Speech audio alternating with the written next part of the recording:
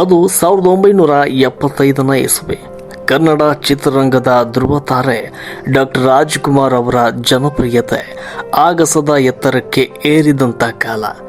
ಕನ್ನಡಿಗರ ಪಾಲಿನ ಅಣ್ಣವರು ಆಗಲೇ ಚಿತ್ರರಂಗದ ಅಧಿಪತಿಯಾಗಿದ್ದರು. ಅಂತಹ ಸಮಯದಲ್ಲಿ ಮಾರ್ಚ್ 17ನೇ ತಾರೀಕು ಚೆನ್ನೈನ ಕಲ್ಯಾಣಿ ಆಸ್ಪತ್ರೆಯಲ್ಲಿ ಒಂದು ಮಗು ಜನಿಸುತ್ತೆ. ಆ ಮಗು ಬೇರೆ ಯಾರೂ ಅಲ್ಲ, ಅದುವೇ ನಮ್ಮ ಪವರ್ ಸ್ಟಾರ್ ಪುನೀತ್ ರಾಜ್ಕುಮಾರ್ ಅವರು. ಡಾಕ್ಟರ್ ರಾಜ್ಕುಮಾರ್ ಹಾಗೂ ಪಾರ್ವತಮ್ಮ ದಂಪತಿಗಳಿಗೆ ಆಗಲೇ ಶಿವಣ್ಣ, ರಾಘಣ್ಣ ಎಂಬ ಇಬ್ಬರು ಪುತ್ರರು ಹಾಗೂ ಲಕ್ಷ್ಮೀ ಪೂರ್ಣಿಮಾ ಎಂಬ ಪುತ್ರಿಯರಿರ್ತಾರೆ. 5ನೇ ಮಗುವಾಗಿ ಜನಿಸಿದ ಪುನೀತ್ ಅವರಿಗೆ ಮೊದಲು ಇಟ್ಟ ಹೆಸರು ಲೋಹಿತ್ ಅಂತ.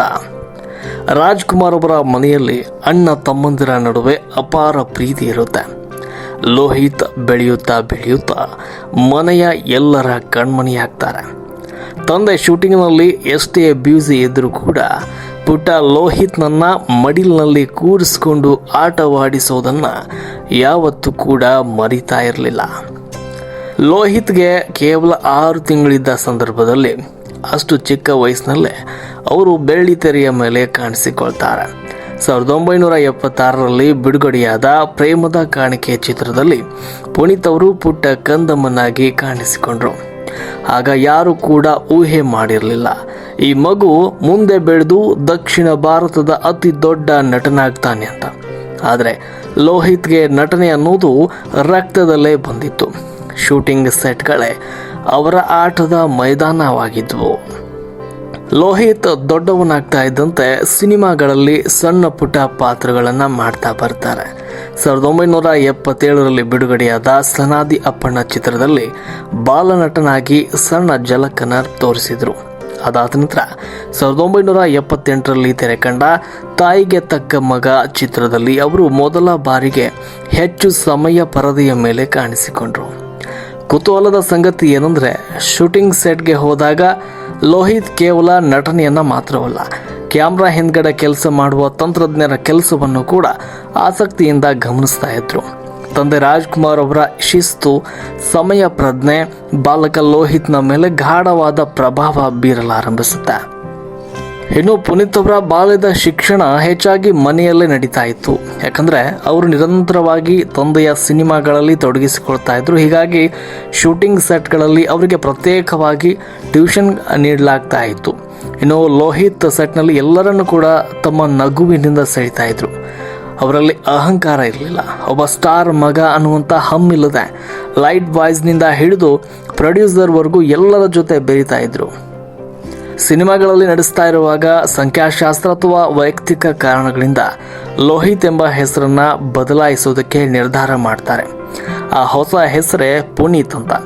ಈ ಹೆಸರಿನ ಅರ್ಥ ಪವಿತ್ರ ಅಥವಾ ಪರಿಶುದ್ಧ ಅಂತ. ಅವರ ವ್ಯಕ್ತಿತ್ವಕ್ಕೆ ಈ ಹೆಸರು ಅನ್ವರ್ಥವಾಗಿತ್ತು. 80ರ ದಶಕದ ಹೊತ್ತಿಗೆ ಮಾಸ್ಟರ್ ಪುನೀತ್ ಕೇವಲ ಒಬ್ಬ ನಟನ ಮಗನಾಗಿ ಉಳಿಯಲಿಲ್ಲ. ಅವರು ಕನ್ನಡ ಚಿತ್ರರಂಗದ ಮೋಸ್ಟ್ ಡಿಮ್ಯಾಂಡಿಂಗ್ ಬಾಲನಟನಾಗಿ ಹೊರಹೊಮ್ಮಿದ್ರು. ತಂದೆ ಡಾಕ್ಟರ್ ರಾಜ್ಕುಮಾರ್ ಅವರ ಜೊತೆ ಪರದೆ ಹಂಚಿಕೊಳ್ತಾ ಪ್ರೇಕ್ಷಕರ ಮನ ಗೆಲ್ಲುತ್ತಾ ಸಾಗಿದ ಆ ದಿನಗಳೇ ಅದ್ಭುತವಾಗಿದ್ವು. ವಸಂತ ಗೀತಾದ ಹಾಡಿನಲ್ಲಿ ಪುಟ್ಟ ಪುನೀತ್ ತನ್ನ ತಂದೆಯ ಹೆಜ್ಜೆಗೆ ಹೆಜ್ಜೆ ಹಾಕಿದ್ದು ಇವತ್ತಿಗೂ ಕೂಡ ಮರೆಯಲಾಗದಂಥ ದೃಶ್ಯ. ಹೊಸ ಬೆಳಕು ಮತ್ತು ಹಾಲು ಜೇನು ಚಿತ್ರದಲ್ಲಿ ಅವರು ತೋರಿದ ಚಿನಕುರುಳಿ ನಟನೆ ಕರ್ನಾಟಕದ ಮನೆ ಮಾತಾಗಿಸಿತು. ಶೂಟಿಂಗ್ ಸೆಟ್ನಲ್ಲಿ ಅಣ್ಣ ಅವರು ತನ್ನ ಮಗನನ್ನ ಒಬ್ಬ ಸಹ ಕಲಾವಿದನಂತೆ ಕಾಣ್ತಾ ಇದ್ರು. ಪುನೀತ್ಗೆ ನಟನೆಯಲ್ಲಿ ಎಲ್ಲಿಯೂ ಕೂಡ ಒತ್ತಡ ಇರಲಿಲ್ಲ. ಅದು ಅವರಿಗೆ ಒಂದು ಆಟದಂತಾಗಿತ್ತು.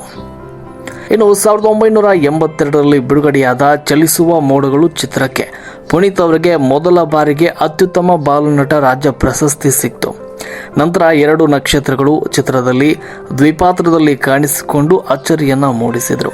ಒಬ್ಬ ಪುಟ್ಟ ಬಾಲಕ ಇಷ್ಟು ಪ್ರಭುತ್ವದಿಂದ ನಟಿಸುವುದನ್ನು ನೋಡಿ ಇಡೀ ಗಾಂಧಿನಗರವೇ ಅಂದು ಬೆರಗಾಗಿತ್ತು. ಇನ್ನು 1985ರಲ್ಲಿ ತೆರೆಕಂಡ ಬೆಟ್ಟದ ಹೂವು ಪುನೀತ್ ಅವರ ಬದುಕಿನ ಮೈಲಿಗಲ್ಲು. ಎನ್ ಲಕ್ಷ್ಮೀನಾರಾಯಣ್ ಅವರ ನಿರ್ದೇಶನದ ಈ ಚಿತ್ರದಲ್ಲಿ ಪುನೀತ್ ರಾಮು ಎಂಬ ಬಡ ಬಾಲಕನ ಪಾತ್ರವನ್ನು ಮಾಡಿದರು. ತನಗಿದ್ದ ಪುಸ್ತಕ ಓದುವ ಹಂಬಲ ಮತ್ತು ಕುಟುಂಬದ ಬಡತನದ ನಡುವೆ ಹೋರಾಡುವ ಆ ಪಾತ್ರಕ್ಕೆ ಪುನೀತ್ ಅವರು ಜೀವವನ್ನು ತುಂಬಿದ್ರು. ಈ ಚಿತ್ರದ ಕ್ಲೈಮ್ಯಾಕ್ಸ್ನಲ್ಲಿ ರಾಮು ತನ್ನ ಕಷ್ಟಪಟ್ಟು ಸಂಪಾದಿಸಿದ ಹಣವನ್ನು ತನಗಾಗಿ ಪುಸ್ತಕ ಕೊಳ್ಳುವ ಬದಲು ತಾಯಿಗಾಗಿ ಕಂಬಳಿ ಕೊಳ್ಳಲು ನೀಡ್ತಾನೆ. ಆ ದೃಶ್ಯದಲ್ಲಿ ಪುನೀತ್ ಅವರ ಕಣ್ಣಲ್ಲಿ ಮೂಡಿಸುವ ಭಾವನೆಗಳು ಕಲ್ಲು ಮನಸ್ಸನ್ನು ಕೂಡ ಕರಗಿಸುವಂತಿದ್ವು. ಬೆಟ್ಟದ ಹೂ ಚಿತ್ರದ ನಟನೆಗಾಗಿ ಪುನೀತ್ ಅವರಿಗೆ 1985ನೇ ಸಾಲಿನ ಅತ್ಯುತ್ತಮ ಬಾಲ ಕಲಾವಿದ ರಾಷ್ಟ್ರ ಪ್ರಶಸ್ತಿ ಲಭಿಸಿತ್ತು.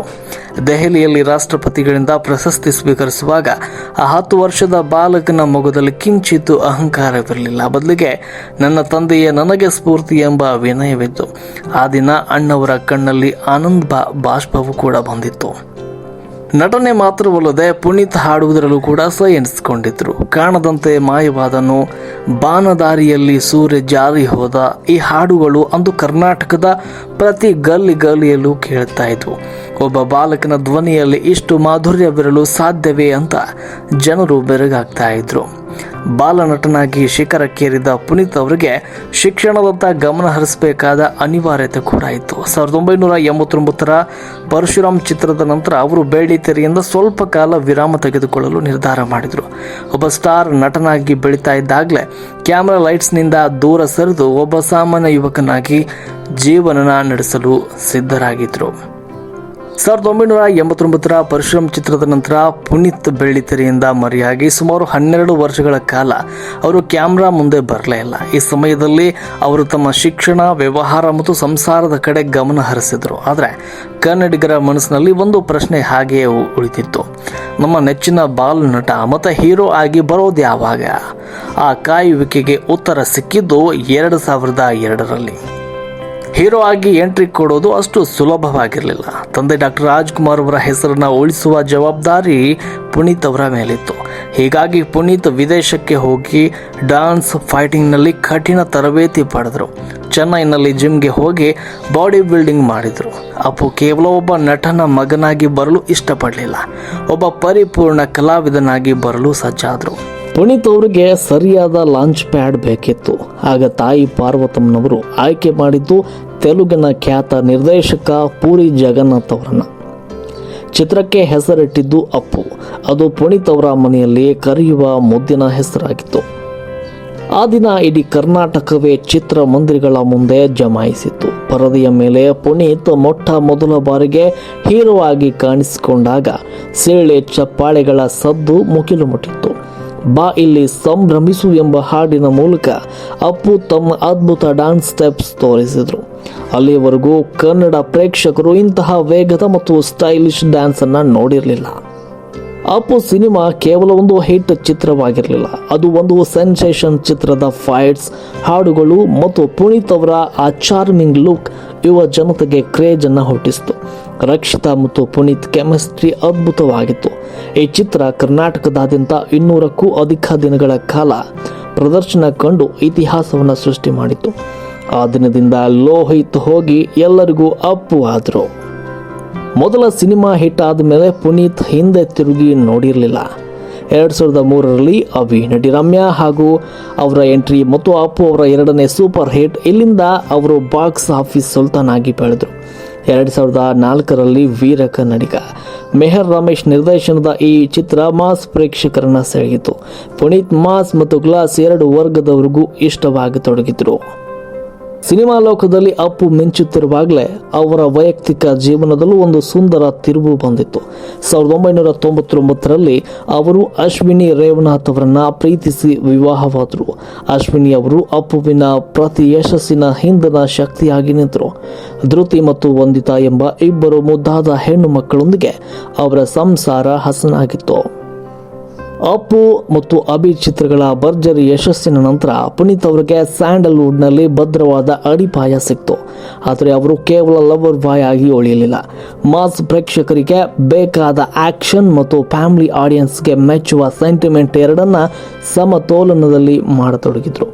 ಮೌರ್ಯ ಮತ್ತು ಅಜಯ್ ಚಿತ್ರಗಳ ಮೂಲಕ ಅವರು ಯುವ ಜನತೆಯ ಮಾಸ್ ಐಕಾನ್ ಆದರು. 2007ರಲ್ಲಿ ಬಿಡುಗಡೆಯಾದ ಅರಸು ಚಿತ್ರ ಪುನೀತ್ ಅವರ ಕೆರಿಯರ್ನಲ್ಲಿ ಮತ್ತೊಂದು ಮೈಲಿಗಲ್ಲು. ಶ್ರೀಮಂತಿಕೆಯನ್ನ ಬಿಟ್ಟು ಸಾಮಾನ್ಯನಾಗಿ ಬದುಕುವ ಯುವಕನ ಪಾತ್ರದಲ್ಲಿ ಅವರು ಮಿಂಚಿದ್ರು.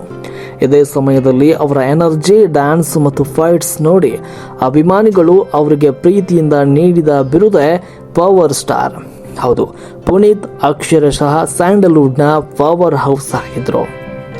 2007ರಲ್ಲಿ ಬಂದ ಮಿಲನ ಸಿನಿಮಾದ ಒಂದು ಮ್ಯಾಜಿಕ್. ಪ್ರಕಾಶ್ ಅವರ ನಿರ್ದೇಶನದಲ್ಲಿ ಬಂದ ಈ ಚಿತ್ರ ಕೌಟುಂಬಿಕ ಸಂಬಂಧವನ್ನ ಮಹತ್ವವನ್ನು ಸಾರಿತು. ಈ ಚಿತ್ರದ ನಿನ್ನಿಂದಲೇ ಹಾಡು ಇವತ್ತಿಗೂ ಕೂಡ ಪ್ರತಿಯೊಬ್ಬ ಕನ್ನಡಿಗನ ಫೇವರಿಟ್ ಹಾಡಾಗಿದೆ. ಮಿಲನ ಚಿತ್ರ ಬೆಂಗಳೂರಿನ PVR ಚಿತ್ರಮಂದಿರದಲ್ಲಿ ಸತತವಾಗಿ 1 ವರ್ಷಕ್ಕೂ ಅಧಿಕ ಕಾಲ ಪ್ರದರ್ಶನ ಕಂಡು ಸಾರ್ವಕಾಲಿಕ ದಾಖಲೆಯನ್ನು ಬರೆದಿದೆ. ಈ ಚಿತ್ರಕ್ಕಾಗಿ ಪುನೀತ್ ಅವರಿಗೆ 2ನೇ ಬಾರಿಗೆ ರಾಜ್ಯ ಪ್ರಶಸ್ತಿ ಕೂಡ ಲಭಿಸಿತು. ಪುನೀತ್ ಕೇವಲ ತಮ್ಮ ಚಿತ್ರಗಳಿಗೆ ಮಾತ್ರವಲ್ಲದೆ ಬೇರೆ ನಟರ ಚಿತ್ರಗಳಿಗೂ ಕೂಡ ಹಾಡಿ ಪ್ರೋತ್ಸಾಹವನ್ನು ನೀಡ್ತಾ ಇದ್ರು. ಜಾಕಿ ಚಿತ್ರದ ಹಾಡುಗಳು, ಅಣ್ಣ ಬಾಂಡ್ ಚಿತ್ರದ ಸ್ಟೈಲಿಶ್ ಎನರ್ಜಿ, ಅವರ ಧ್ವನಿಯಲ್ಲಿ ಒಂದು ವಿಶಿಷ್ಟವಾದ ಕದರಿತ್ತು. ತಮ್ಮದೇ ಚಿತ್ರದ ಗೆಳೆಯ ಗೆಳೆಯನಂತಹ ಹಾಡುಗಳ ಮೂಲಕ ಯುವಕರಲ್ಲಿ ಸ್ಫೂರ್ತಿಯನ್ನ ತುಂಬುತ್ತಾ ಇದ್ರು. ಇನ್ನು 2010ರಲ್ಲಿ ಬಿಡುಗಡೆಯಾದ ಜಾಕಿ ಚಿತ್ರ ಕನ್ನಡ ಚಿತ್ರರಂಗದ ತಾಂತ್ರಿಕ ಗುಣಮಟ್ಟವನ್ನು ಬದಲಾಯಿಸಿತು. ಸೂರಿ ನಿರ್ದೇಶನದ ಈ ಚಿತ್ರದಲ್ಲಿ ಪುನೀತ್ ಅವರ ಲುಕ್ ಮತ್ತು ಡೈಲಾಗ್ ಡೆಲಿವರಿ ಹೊಸ ಟ್ರೆಂಡ್ ಸೃಷ್ಟಿ ಮಾಡಿತು. ಜೈಲಿನಲ್ಲಿ ನಡೆಯುವ ಫೈಟ್ ಸೀನ್ ಇವತ್ತಿಗೂ ಸ್ಯಾಂಡಲ್ವುಡ್ನ ಬೆಸ್ಟ್ ಆಕ್ಷನ್ ದೃಶ್ಯಗಳಲ್ಲಿ ಒಂದಾಗಿದೆ. ಪುನೀತ್ ಅವರಿಗೆ ಫಿಟ್ನೆಸ್ ಅಂದರೆ ಪ್ರಾಣ. ಬೆಳಿಗ್ಗೆ ಬೇಗ ಎದ್ದು ವರ್ಕೌಟ್ ಮಾಡೋದು, ಸೈಕ್ಲಿಂಗ್ ಮಾಡೋದು ಅವರ ದಿನಚರಿ ಆಗಿತ್ತು. ನಮ್ಮ ದೇಹವೇ ನಮ್ಮ ಮೊದಲ ಆಸ್ತಿ ಎಂದು ಅವರು ನಂಬಿದ್ರು. ಎಷ್ಟೇ ದೊಡ್ಡ ಸ್ಟಾರ್ ಆದರೂ ಕೂಡ ಶೂಟಿಂಗ್ ಸೆಟ್ಗೆ ನಿಗದಿತ ಸಮಯಕ್ಕಿಂತ ಮೊದಲೇ ಹಾಜರಿರ್ತಾ ಇದ್ರು. ಈ ಶಿಸ್ತೆ ಅವರನ್ನ ಎಲ್ಲರಿಗಿಂತ ಭಿನ್ನವಾಗಿಸಿತು. ಸಿನಿಮಾ ಲೋಕದಲ್ಲಿ ಪವರ್ ಸ್ಟಾರ್ ಆಗಿ ಮಿಂಚ್ತಾ ಇದ್ದ ಪುನೀತ್ ಅವರಿಗೆ 2012ರಲ್ಲಿ ಒಂದು ಹೊಸ ಸವಾಲು ಎದುರಾಯಿತು. ಅದುವೇ ಕಿರುತೆರೆ. ಕೌನ್ ಬನೇಗಾ ಕರೋಡ್ಪತಿ ಕಾರ್ಯಕ್ರಮದ ಕನ್ನಡ ಅವತರಣಿಕೆ. ಕನ್ನಡದ ಕೋಟ್ಯಾಧಿಪತಿ ಮೂಲಕ ಅಪ್ಪು ಜನರ ಮನೆ ಬಾಗಿಲಿಗೆ ಬಂದರು. ಅಲ್ಲಿಯವರೆಗೂ ಕೇವಲ ಸಿನಿಮಾ ಪರದೆಯ ಮೇಲೆ ಅಬ್ಬರಿಸ್ತಾ ಇದ್ದ ನಟನನ್ನ ಹತ್ತಿರದಿಂದ ನೋಡುವ ಅವಕಾಶ ಕನ್ನಡಿಗರಿಗೆ ಸಿಕ್ತು. ಕೋಟ್ಯಾಧಿಪತಿ ಕಾರ್ಯಕ್ರಮದಲ್ಲಿ ಪುನೀತ್ ನಡೆದುಕೊಂಡ ರೀತಿ ಇಡೀ ಕರ್ನಾಟಕವನ್ನೇ ಬೆರಗುಗೊಳಿಸಿತು. ಒಬ್ಬ ದೊಡ್ಡ ಸೂಪರ್ ಸ್ಟಾರ್ ಸಾಮಾನ್ಯ ಹಳ್ಳಿಯಿಂದ ಬಂದ ಸ್ಪರ್ಧಿಯ ಕಾಲಿಗೆ ನಮಸ್ಕರಿಸೋದು, ಅವರ ಕಷ್ಟದ ಕತೆ ಕೇಳಿ ಕಣ್ಣೀರು ಹಾಕುವುದು, ಇವೆಲ್ಲವೂ ಪುನೀತ್ ಅವರ ಸಂಸ್ಕಾರವನ್ನು ತೋರಿಸಿದ್ವು. ನಮಸ್ಕಾರ ಕರ್ನಾಟಕ ಅಂತ ಅವರು ಹೇಳುವ ಆ ಶೈಲಿ ಇವತ್ತಿಗೂ ಕಿವಿಯಲ್ಲಿ ಮುಳುಗ್ತಾ ಇದೆ. ತಮ್ಮ ತಂದೆ ತಾಯಿಯ ಹಾದಿಯಲ್ಲೇ ಸಾಗಿದ ಪುನೀತ್ ಹೊಸ ಪ್ರತಿಭೆಗಳಿಗೆ ವೇದಿಕೆ ಕಲ್ಪಿಸುವುದಕ್ಕೆ PRK ಪ್ರೊಡಕ್ಷನ್ಸ್ ಮತ್ತು PRK ಆಡಿಯೋವನ್ನು ಆರಂಭಿಸಿದರು. ಕೇವಲ ಕಮರ್ಷಿಯಲ್ ಸಿನಿಮಾಗಳ ಹಿಂದೆ ಹೋಗದೆ ಕವಲುದಾರಿ, ಫ್ರೆಂಚ್ ಬಿರಿಯಾನಿ, ಮಾಯಾ ಬಜಾರ್ನಂತಹ ವಿಭಿನ್ನ ಪ್ರಯೋಗಗಳಿಗೆ ಹಣವನ್ನು ಹೂಡಿದರು. ಕನ್ನಡ ಚಿತ್ರರಂಗ ಅಂತಾರಾಷ್ಟ್ರೀಯ ಮಟ್ಟಕ್ಕೆ ಬೆಳೆಯಬೇಕು ಅನ್ನೋದು ಪುನೀತ್ ಅವರ ಕನಸಾಗಿತ್ತು. ಪುನೀತ್ ಅವರು ಬದುಕಿದ್ದಾಗ ಎಷ್ಟು ದಾನ ಮಾಡಿದ್ರು ಅನ್ನೋದು ಯಾರಿಗೂ ಸರಿಯಾಗಿ ತಿಳಿದಿರಲಿಲ್ಲ. ಅವರು ಯಾವಾಗಲೂ ಹೇಳ್ತಾ ಇದ್ರು, ಬಲಗೈಲಿ ಕೊಟ್ಟಿದ್ದು ಎಡಗೈಗೆ ತಿಳಿಯಬಾರದು ಅಂತ. 45ಕ್ಕೂ ಅಧಿಕ ಶಾಲೆಗಳು, 26 ಅನಾಥಾಶ್ರಮಗಳು, 16 ವೃದ್ಧಾಶ್ರಮಗಳು ಹಾಗೂ 19 ಗೋಶಾಲೆಗಳು, ಇವೆಲ್ಲವನ್ನು ಅವರು ಯಾವುದೇ ಪ್ರಚಾರವಿಲ್ಲದೆ ಪೋಷಣೆ ಮಾಡ್ತಾ ಇದ್ರು. ಮೈಸೂರಿನ ಶಕ್ತಿಧಾಮ ಅವರಿಗೆ 2ನೇ ಮನೆಯಂತಿತ್ತು. ಅಲ್ಲಿನ ಸಾವಿರಾರು ಹೆಣ್ಣು ಮಕ್ಕಳಿಗೆ ಅವರು ಅಣ್ಣನಾಗಿ ನಿಂತಿದ್ರು. ಸಿನಿಮಾ ಹೊರತಾಗಿ ಪುನೀತ್ ಅವರಿಗೆ ಪ್ರಕೃತಿ ಮತ್ತು ಸಾಹಸ ಅಂದರೆ ತುಂಬ ಇಷ್ಟ. ಸದ್ದಿಲ್ಲದೆ ಕರ್ನಾಟಕದ ಕಾಡುಗಳನ್ನು ಸುತ್ತಾ ಇದ್ರು. ವನ್ಯಜೀವಿಗಳ ಬಗ್ಗೆ ಅಪಾರ ಜ್ಞಾನವನ್ನು ಹೊಂದಿದ್ರು. ಇದೇ ಆಸಕ್ತಿ ಮುಂದೆ ಗಂಧದ ಗುಡಿ ಎಂಬ ಅದ್ಭುತ ಸಾಕ್ಷ್ಯಚಿತ್ರದ ಉದಯಕ್ಕೆ ಕಾರಣವಾಯಿತು. ಅವರು ಕೇವಲ ನಟನಲ್ಲ, ಒಬ್ಬ ಅನ್ವೇಷಕ ಕೂಡ ಆಗಿದ್ರು. ಪುನೀತ್ ಅವರು ಹೋದಲ್ಲೆಲ್ಲ ಯುವಕರಿಗೆ ಹೇಳ್ತಾ ಇದ್ದ ಮಾತು ಒಂದೇ: ಕಷ್ಟಪಟ್ಟು ಕೆಲಸ ಮಾಡಿ ತಂದೆ ತಾಯಿಯರನ್ನ ಗೌರವಿಸಿ. ಅವರ ಸರಳತೆ ನೋಡಿ ಎಷ್ಟೋ ಜನ ತಮ್ಮ ಜೀವನದ ಹಾದಿಯನ್ನು ಬದಲಿಸಿಕೊಂಡಿದ್ದಾರೆ. ತಾನೊಬ್ಬ ದೊಡ್ಡ ಸ್ಟಾರ್ ಎಂಬ ಹಮ್ಮಿಲ್ಲದೆ ರಸ್ತೆಯಲ್ಲಿ ಸಿಕ್ಕ ಅಭಿಮಾನಿಯ ಜೊತೆ ಸೆಲ್ಫಿ ತೆಗೆಸಿಕೊಳ್ಳುವ ಅವರ ದೊಡ್ಡ ಗುಣವೇ ಅವರನ್ನ ಜನಸಾಮಾನ್ಯರ ರಾಜನನ್ನಾಗಿ ಮಾಡಿತು. ಅದು 2021ನೇ ಇಸ್ವಿ. ಯುವರತ್ನ ಸಿನಿಮಾ ಬಿಡುಗಡೆಯಾಗಿ ದೇಶದಾದ್ಯಂತ ಸದ್ದು ಮಾಡ್ತಾ ಇತ್ತು. ಶಿಕ್ಷಣ ವ್ಯವಸ್ಥೆಯ ಬಗ್ಗೆ ಅಪ್ಪು ಅವರು ನೀಡಿದ ಸಂದೇಶಕ್ಕೆ ಎಲ್ಲೆಡೆ ಮೆಚ್ಚುಗೆ ವ್ಯಕ್ತವಾಗಿತ್ತು. ಪುನೀತ್ ಅವರು ತಮ್ಮ ಮುಂದಿನ ಸಿನಿಮಾಗಳಾದ ಜೇಮ್ಸ್ ಮತ್ತು ಕನಸಿನ ಪ್ರಾಜೆಕ್ಟ್ ಗಂಧದ ಗುಡಿ ಕೆಲಸಗಳಲ್ಲಿ ಬಹಳ ಉತ್ಸಾಹದಿಂದ ತೊಡಗಿಸಿಕೊಂಡಿದ್ರು. ಯಾರು ಕೂಡ ಊಹಿಸಿರಲಿಲ್ಲ ಆ ನಗುವಿನ ಹಿಂದೆ ವಿಧಿ ಒಂದು ಕರಾಳ ಸಂಚು ರೂಪಿಸಿದೆ ಅಂತ.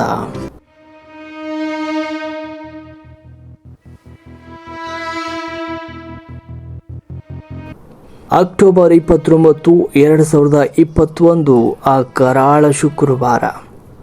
ಅದು ಅಕ್ಟೋಬರ್ 29ರ ಬೆಳಿಗ್ಗೆ. ಎಂದಿನಂತೆ ಜಿಮ್ನಲ್ಲಿ ವರ್ಕೌಟ್ ಮುಗಿಸಿದ ಅಪ್ಪು ಅವರಿಗೆ ಎದೆ ನೋವು ಕಾಣಿಸಿಕೊಂಡಿತು. ಕೂಡಲೇ ಅವರನ್ನು ಆಸ್ಪತ್ರೆಗೆ ದಾಖಲಿಸಲಾಯಿತು. ಸುದ್ದಿ ಕಾಡ್ಗಿಚ್ಚಿನಂತೆ ಹರಡಿತು. ಇಡೀ ಕರ್ನಾಟಕವೇ ಸ್ತಬ್ಧವಾಗಿತ್ತು. ಲಕ್ಷಾಂತರ ಅಪ್ಪು ಅಭಿಮಾನಿಗಳು ಆಸ್ಪತ್ರೆಯ ಮುಂದೆ ಜಮಾಯಿಸಿ ಅಪ್ಪು ಪ್ರಾಣ ಉಳಿಸಿಕೊಡಿ ಅಂತ ದೇವರಲ್ಲಿ ಪ್ರಾರ್ಥಿಸಿದರು. ಆದರೆ ಮಧ್ಯಾಹ್ನ 2:30 ಸುಮಾರಿಗೆ ಬಂದ ಆ ಒಂದು ಸುದ್ದಿ ಸಿಡಿಲಿನಂತೆ ಎರಗಿತು. ನಮ್ಮ ಅಪ್ಪು ಇನ್ನಿಲ್ಲ ಎನ್ನುವ ಸುದ್ದಿ ಕರ್ನಾಟಕವನ್ನು ಶೋಕ ಸಾಗರದಲ್ಲಿ ಮುಳುಗಿಸಿತು. ಪುನೀತ್ ಅವರ ಪಾರ್ಥಿವ ಶರೀರವನ್ನು ಕಂಠೀರವ ಸ್ಟೇಡಿಯಂನಲ್ಲಿ ಇರಿಸಲಾಗಿತ್ತು. ಸಾಲು ಸಾಲಾಗಿ ನಿಂತಿದ್ದ ಅಭಿಮಾನಿಗಳ ಸಾಗರಕ್ಕೆ ಕೊನೆಯೇ ಇರಲಿಲ್ಲ. ತಂದೆ ಡಾಕ್ಟರ್ ರಾಜ್ಕುಮಾರ್ ಅವರ ನಿಧನದ ನಂತರ ಕರ್ನಾಟಕ ಇಷ್ಟು ದೊಡ್ಡ ಪ್ರಮಾಣದ ಶೋಕವನ್ನು ಎಂದೂ ಕೂಡ ನೋಡಿರಲಿಲ್ಲ. ಪ್ರಧಾನಮಂತ್ರಿಗಳಿಂದ ಹಿಡಿದು ಸಾಮಾನ್ಯ ಕೂಲಿ ಕಾರ್ಮಿಕರವರೆಗೂ ಎಲ್ಲರೂ ಕಣ್ಣೀರು ಹಾಕಿದರು. ಅಪ್ಪು ಕೇವಲ ಒಬ್ಬ ನಟನಾಗಿರಲಿಲ್ಲ, ಪ್ರತಿಯೊಬ್ಬರಿಗೂ ತಮ್ಮ ಮನೆಯ ಮಗನಾಗಿದ್ದ. ತಂದೆಯಂತೆಯೇ ಪುನೀತ್ ಅವರು ಕೂಡ ನೇತ್ರದಾನ ಮಾಡಿದರು. ಅವರು ಹೋದ ಮೇಲೂ ಅವರ ಕಣ್ಣುಗಳು 4 ಜನರಿಗೆ ದೃಷ್ಟಿಯನ್ನು ನೀಡಿದವು. ಈ ಸುದ್ದಿ ತಿಳಿದ ಮೇಲೆ ಕರ್ನಾಟಕದಲ್ಲಿ ಸಾವಿರಾರು ಯುವಕರು ನೇತ್ರದಾನಕ್ಕೆ ಹೆಸರು ನೋಂದಾಯಿಸಿದರು. ಸಾವು ಬಂದರೂ ಸಾರ್ಥಕ ಬದುಕು ಹೇಗೆ ನಡೆಸಬೇಕು ಅನ್ನೋದಕ್ಕೆ ಅಪ್ಪು ಸಾಕ್ಷಿಯಾಗಿದ್ದರು. ಅಪ್ಪು ಅವರು ದೈಹಿಕವಾಗಿ ನಮ್ಮನ್ನು ಅಗಲಿದ್ರು. ಅವರ 2 ಸಿನಿಮಾಗಳು ನಮಗೆ ನೆನಪಾಗಿ ಉಳಿದವು. ಅವರ ಜನ್ಮದಿನದಂದು ಬಿಡುಗಡೆಯಾಗಿ ಬಾಕ್ಸ್ ಆಫೀಸ್ನಲ್ಲಿ ಧೂಳಿಪಟ ಮಾಡಿದ್ದು ಜೇಮ್ಸ್ ಚಿತ್ರ. ಪರದೆಯ ಮೇಲೆ ಅಪ್ಪುವನ್ನು ನೋಡಿದ ಅಭಿಮಾನಿಗಳು ಭಾವುಕರಾಗಿದ್ರು. ಗಂಧದ ಗುಡಿ ಕರ್ನಾಟಕದ ಪ್ರಕೃತಿ ಸೌಂದರ್ಯವನ್ನು ಜಗತ್ತಿಗೆ ತೋರಿಸಿದ ಈ ಸಾಕ್ಷ್ಯ ಚಿತ್ರ ಅಪ್ಪು ಅವರ ಕನಸಿನ ಕೂಸು. ಇದರಲ್ಲಿ ಅವರು ನಟನೆಯನ್ನಲ್ಲ, ಅಪ್ಪಟ ಪುನೀತಾಗಿ ಕಾಡಿನಲ್ಲಿ ಸುತ್ತಾಡಿದ್ದನ್ನು ನಾವು ನೋಡಬಹುದಾಗಿದೆ. ಅವರ ಸಮಾಜ ಸೇವೆ ಮತ್ತು ಸಾಧನೆಯನ್ನು ಗುರುತಿಸಿ ಕರ್ನಾಟಕ ಸರ್ಕಾರ ಅವರಿಗೆ ರಾಜ್ಯದ ಅತ್ಯುನ್ನತ ನಾಗರಿಕ ಪ್ರಶಸ್ತಿಯ ಕರ್ನಾಟಕ ರತ್ನವನ್ನು ನೀಡಿ ಗೌರವಿಸಿತು. ಅಶ್ವಿನಿ ಪುನೀತ್ ರಾಜ್ಕುಮಾರ್ ಅವರು ಈ ಪ್ರಶಸ್ತಿಯನ್ನು ಸ್ವೀಕರಿಸುವಾಗ ಇಡೀ ರಾಜ್ಯವೇ ಅವರ ಜೊತೆ ನಿಂತಿತ್ತು. ದೈಹಿಕವಾಗಿ ಒಬ್ಬ ವ್ಯಕ್ತಿ ದೂರವಾಗಬಹುದು, ಆದರೆ ಅವರು ಬಿಟ್ಟು ಹೋದ ಆದರ್ಶಗಳು ಮತ್ತು ಅವರು ಹಚ್ಚಿದ ಹಣತೆ ಎಂದಿಗೂ ಆರೋದಿಲ್ಲ. ಪುನೀತ್ ರಾಜ್ಕುಮಾರ್ ಅವರು ಎಂಬ 3 ಅಕ್ಷರದ ಶಕ್ತಿ ಇವತ್ತು ಕೇವಲ ಹೆಸರಲ್ಲ, ಅದು ಕೋಟ್ಯಾಂತರ ಕನ್ನಡಿಗರ ಪಾಲಿನ ಭರವಸೆ. ಅಪ್ಪು ಹೋದ ನಂತರ ಕರ್ನಾಟಕದ ಮೂಲೆ ಮೂಲೆಯಲ್ಲೂ ಅವರ ಅಭಿಮಾನಿಗಳು ಅಪ್ಪುವನ್ನು ದೇವರಂತೆ ಆರಾಧಿಸ್ತಾ ಇದ್ದಾರೆ. ಅಪ್ಪು ಮಾಡಿದ ಅತಿ ದೊಡ್ಡ ಕ್ರಾಂತಿ ಅಂದರೆ ಅದು ನೇತ್ರದಾನದ ಜಾಗೃತಿ. ಅವರು ಹೋದ ಮೇಲೆ ಕೇವಲ 1 ವರ್ಷದಲ್ಲಿ ಲಕ್ಷಾಂತರ ಜನರು ನೇತ್ರದಾನಕ್ಕೆ ಹೆಸರನ್ನು ನೋಂದಾಯಿಸಿದರು. ಅಪ್ಪು ಅವರ ಕಣ್ಣುಗಳು ಇವತ್ತಿಗೂ ಜಗತ್ತನ್ನು ನೋಡ್ತಾ ಇವೆ ಎನ್ನುವಂಥ ಭಾವನೆ ಪ್ರತಿಯೊಬ್ಬ ಅಭಿಮಾನಿಯಲ್ಲೂ ಕೂಡ ಇದೆ. ಸಾವು ಕೂಡ ಸಮಾಜಕ್ಕೆ ಹೇಗೆ ಉಪಯುಕ್ತವಾಗಬಹುದು ಅನ್ನೋದನ್ನು ಅಪ್ಪು ತೋರಿಸಿಕೊಟ್ಟಿದ್ದಾರೆ. ಅಪ್ಪು ಅಗಲಿಕೆಯ ನೋವಿನಲ್ಲೂ ಧೃತಿಗೆಡದೆ ಅವರ ಕನಸುಗಳನ್ನು ಮುಂದುವರಿಸ್ತಾ ಇರುವ ಅವರ ಪತ್ನಿ ಅಶ್ವಿನಿ ಪುನೀತ್ ರಾಜ್ಕುಮಾರ್ ಅವರು PRK ಪ್ರೊಡಕ್ಷನ್ ಮೂಲಕ ಗುಣಮಟ್ಟದ ಸಿನಿಮಾಗಳನ್ನು ನಿರ್ಮಿಸ್ತಾ ಹೊಸ ಪ್ರತಿಭೆಗಳಿಗೆ ಸತತವಾಗಿ ಅವಕಾಶವನ್ನು ನೀಡ್ತಾ ಇದ್ದಾರೆ. ಅಪ್ಪುವಿನ ಸಾಮಾಜಿಕ ಕಾರ್ಯಗಳನ್ನು, ವಿಶೇಷವಾಗಿ ಶಕ್ತಿಧಾಮದ ಜವಾಬ್ದಾರಿಯನ್ನು ಅವರು ಅಚ್ಚುಕಟ್ಟಾಗಿ ನಿಭಾಯಿಸ್ತಾ ಇದ್ದಾರೆ. ಗಂಧದ ಗುಡಿ ಸಾಕ್ಷ್ಯಚಿತ್ರ ಬಿಡುಗಡೆಯಾದ ಮೇಲೆ ಜನರ ದೃಷ್ಟಿಕೋನವೇ ಬದಲಾಯಿತು. ಕಾಡನ್ನು ಪ್ರೀತಿಸಬೇಕು, ಪ್ರಾಣಿಗಳನ್ನು ಸಂರಕ್ಷಿಸಬೇಕು ಅನ್ನುವಂಥ ಅಪ್ಪುವಿರ ಸಂದೇಶ ಮನೆ ಮಾತಾಗಿದೆ. ಶಾಲೆಗಳಲ್ಲಿ ಮಕ್ಕಳಿಗೆ ಈ ಚಿತ್ರವನ್ನು ತೋರಿಸುವ ಮೂಲಕ ಪರಿಸರ ಪ್ರೇಮವನ್ನು ಬೆಳೆಸಲಾಗ್ತಾ ಇದೆ. ಅಪ್ಪು ಕೇವಲ ನಟನಾಗಿರಲಿಲ್ಲ, ಪರಿಸರ ಪ್ರೇಮಿಯಾಗಿ ನಮ್ಮ ಮುಂದೆ ನಿಂತಿದ್ದಾರೆ. ಬೆಂಗಳೂರಿನ ಕಂಠೀರವ ಸ್ಟುಡಿಯೋ ಇಂದು ಒಂದು ಪ್ರವಾಸಿ ತಾಣವಲ್ಲ, ಅದು ಅಭಿಮಾನಿಗಳ ಪಾಲಿನ ದೇವಸ್ಥಾನವಾಗಿದೆ. ಪ್ರತಿದಿನ ಸಾವಿರಾರು ಜನರು ಅಪ್ಪುವಿನ ಸಮಾಧಿಗೆ ಭೇಟಿ ನೀಡಿ ನಮಸ್ಕರಿಸ್ತಾರೆ. ಅಲ್ಲಿಗೆ ಬರುವ ಪ್ರತಿಯೊಬ್ಬರ ಕಣ್ಣಲ್ಲೂ ಕಣ್ಣೀರು ಮತ್ತು ಹೃದಯದಲ್ಲಿ ಅಪ್ಪುವಿನ ಮೇಲಿರುವ ಪ್ರೀತಿ ಎದ್ದು ಕಾಣುತ್ತೆ. ಡಾಕ್ಟರ್ ರಾಜ್ಕುಮಾರ್ ಮತ್ತು ಅಮ್ಮ ಪಾರ್ವತಮ್ಮನವರ ಪಕ್ಕದಲ್ಲೇ ಅಪ್ಪು ಶಾಶ್ವತವಾಗಿ ಮಲಗಿದ್ದಾರೆ.